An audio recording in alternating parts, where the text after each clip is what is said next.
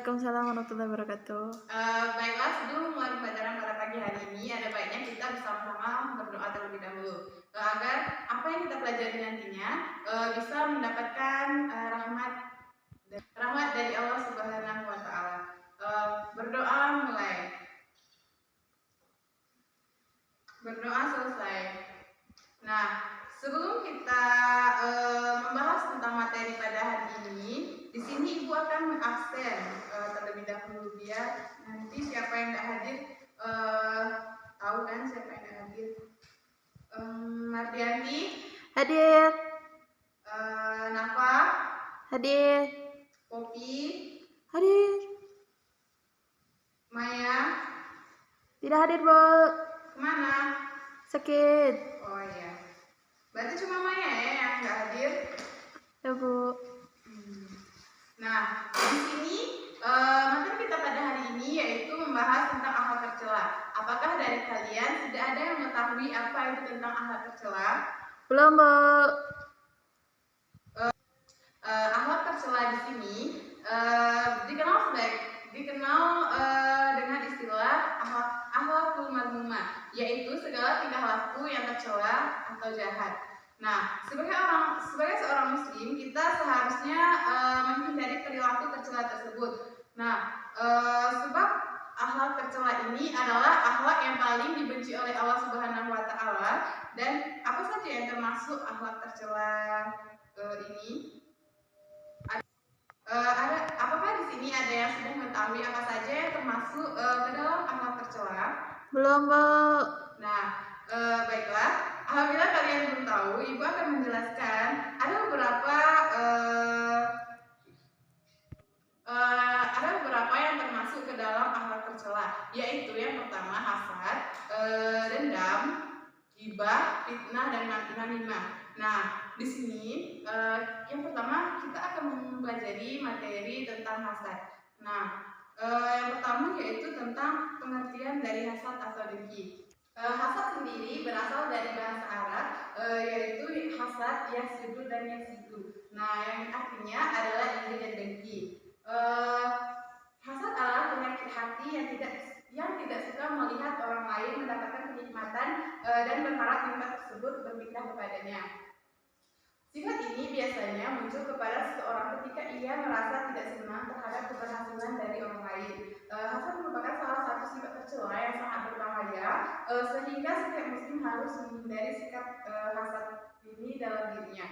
Nah, yang selanjutnya yaitu tentang larangan mempunyai sifat hasad. Ada dari hadis riwayat Abu Dawud yang artinya dari Abu Hurairah radhiyallahu anhu, Nabi Shallallahu alaihi wasallam bersabda, "Jauhilah olehmu sifat hasad, karena sesungguhnya hasad itu dapat menghilangkan segala kebaikan dan kenikmatan, sebagaimana api yang membakar kayu secara perlahan." Hadis riwayat Abu Dawud.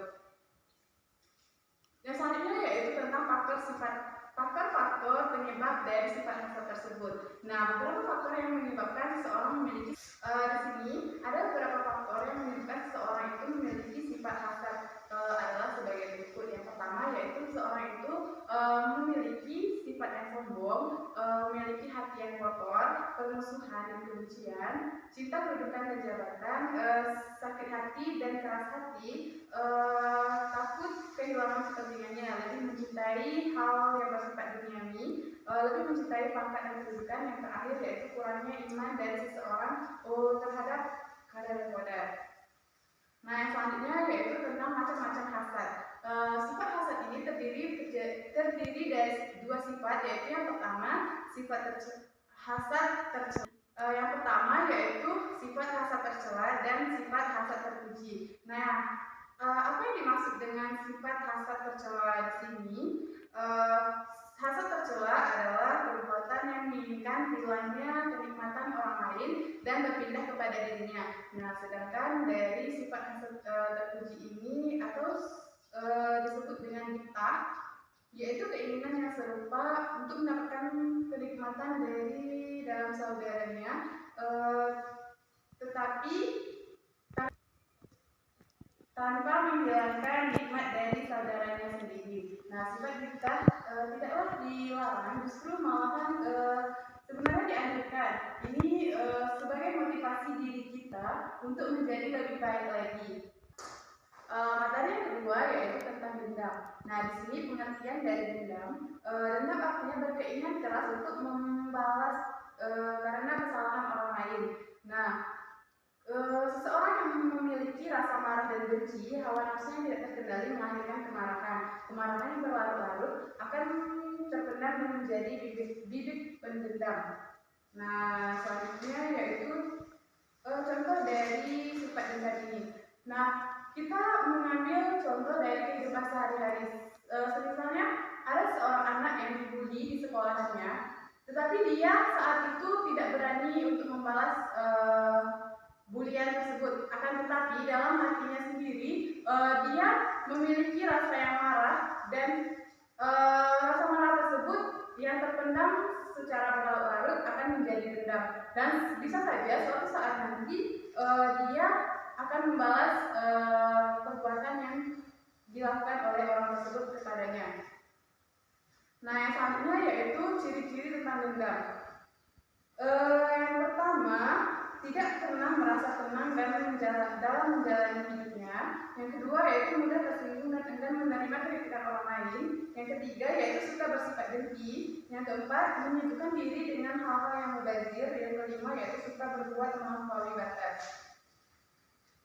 Nah, yang selanjutnya yaitu materi tentang ghibah.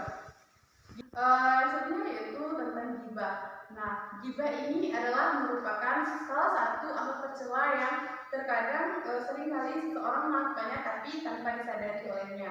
Nah, sering ditemui dalam kehidupan sehari-hari, orang-orang melepas lelah dari kesibukannya, selagi beristirahat berkumpul bersama teman-teman, tanpa disadari terlepaslah pembicaraan-pembicaraan yang menyangkut aib atau kelemahan orang lain. Nah, yang apabila dibicarakan itu mendengar ia akan tersinggung atau marah. Perbuatan ini disebut ghibah. Perbuatan seperti ini tampaknya memberi kenikmatan tersendiri bagi pelakunya. Ia tidak menyadari bahwa ghibah sangatlah dilarang oleh syariat Islam.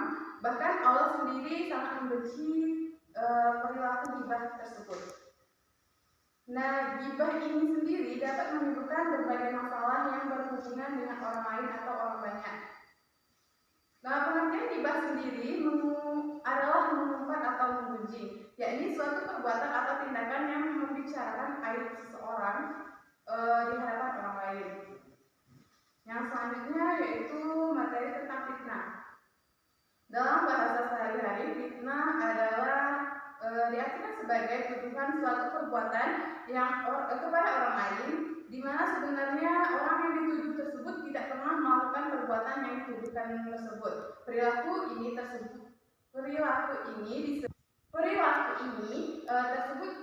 disebut sebagai memfitnah. Fitnah juga merupakan sifat yang tercela karena usaha seseorang untuk mencemarkan nama baik dari orang lain, di mana sebenarnya orang yang dituduhkan tersebut tidak melakukan perbuatan yang dituduhkan.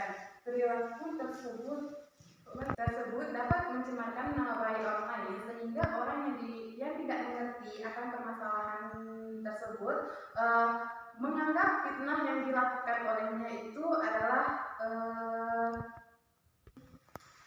opini masyarakat akan negatif kepada kelompok atau seseorang yang difitnah tersebut. Fitnah itu lebih kejam dari pembunuhan, sebagaimana dalam firman Allah Subhanahu wa Ta'ala yang artinya, dan perangilah di jalan Allah orang-orang yang memerangi kamu, tetap jadi melampaui batas, sehingga Allah tidak menyukai orang-orang yang melampaui batas.